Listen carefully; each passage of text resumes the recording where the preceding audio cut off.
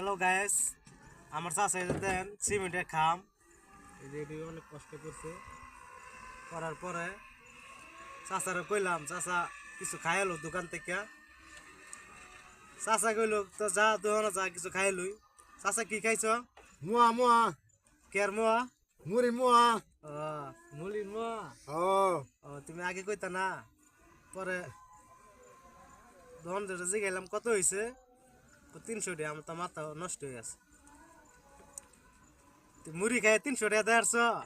এইসব বনে পাইছে, এইসব বনে পাইছে না।